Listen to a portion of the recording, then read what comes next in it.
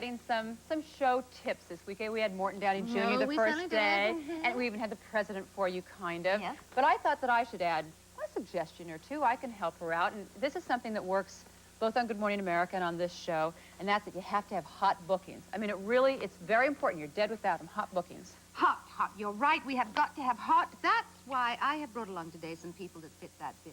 How is this for hot, Joan? All right, I'm ready. The most popular rap group in the world, the winners of the first Grammy ever for rocking rap music, ladies and gentlemen, DJ Jazzy Jeff and the Fresh Prince. All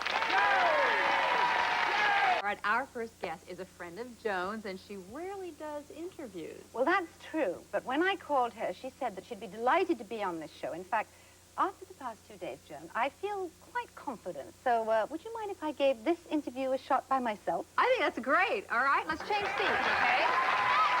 You can take the host seat, and I'll move over here to the co-host seat and take it away. Vanessa Regrave is a world-renowned actress. She has appeared on the London stage, on Broadway, and she's won an Oscar for Julia and countless other awards. She's a lady who is not afraid to speak from the heart. So would you please welcome a very good friend of mine, Vanessa Regrave.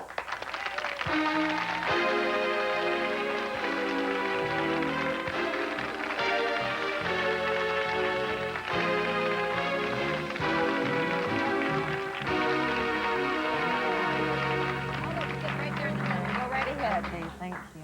A crutch. You just had some knee surgery, right? Yes, I did, but it's doing fine, and I'm going to get both your autographs on my stick before I leave, all right? Oh, yes, you've got autographs. What actually happened to it? Well, I tore some cartilage in the production we were doing of Orpheus Descending, and but they do extraordinary surgery now. They put a camera in your knee, and the surgeon watches it on television, and I watched it on television too. Oh my God! It was extraordinary. How terrifying. Do they not do that in England? Last Friday, and you see I'm walking on with a stick. So you had surgery last Friday? That's incredible. Vanessa, it's so rare that you give interviews, and I'm thrilled that you're here, but why actually did you come here? I came for you. Do you remember the last time that we met?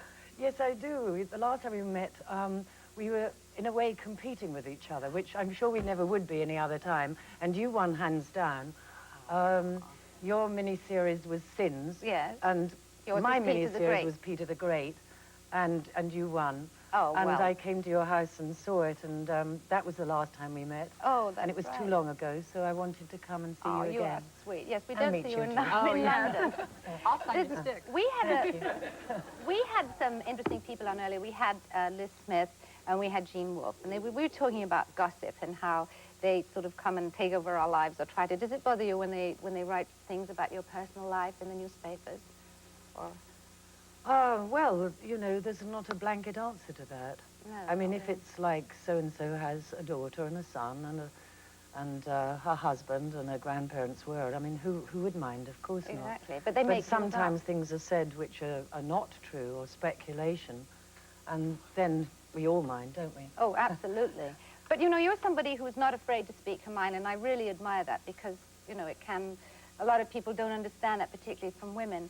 So you have a tremendous inner strength, and where do you think that comes from? Well, Joan, I don't know that I do. I don't think that's to say this inner strength comes from me. I think you're very strong.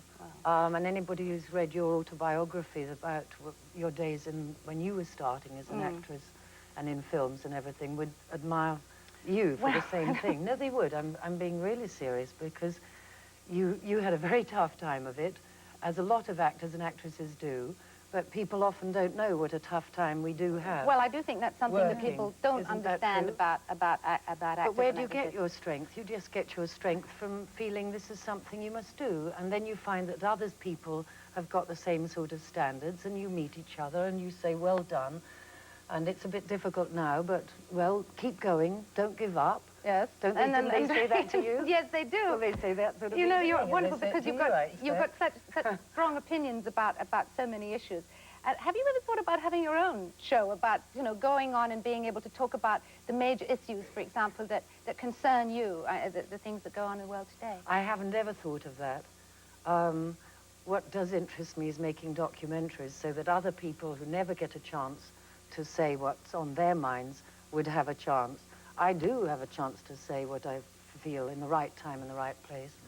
But, you know, there's millions of people in the world who don't get much of a chance, and I admire very much those efforts that have been made, not only through documentaries, but also some television shows which have made a point of giving people who nobody asks their opinion about anything, that, or gives them enough time to really say what they think. Is that... And I think that's something very worthwhile doing and very, very important. Worthwhile doing professionally, but terribly important, because it shouldn't only be famous people who say what they think. Exactly. It should be Well, do you think that millions of people who know a lot about a lot of problems should have a chance to speak about them. Do you think that there's too much censorship today on television and in the cinema, for example? There are a lot of efforts at censorship. Certainly in England, we've had a lot of experience of this, especially over the last 2 or 3 years. In fact, one of the first attempts, they weren't successful in this case, was after your miniseries went out with Sins, and because there was the early part of your story, you were playing a woman who, when she was young, had been in Nazi-occupied France. Yes. And had been tortured, her family tortured, arrested, and she'd been attacked and raped by a Nazi officer. And, well, these things happen. They tried to stop it. I wonder what you must think about what's going on in the whole Eastern Bloc right now. I'm hearing you talk. Are you surprised by... Well, Stalinism is collapsing, and that is wonderful. And we're living in a new world as of today, because millions of people have done that. And it was bound to happen one day, and too many lives have been wasted. But today, that situation is completely changed. I think that I could talk to you all afternoon. I would love to do that, but I'm afraid that we can't talk anymore. So it's lovely to see you. Thank you, I'll see you Joan. soon, I hope darling. your knee Lovely gets to better. see you. Great surgery. I'll let you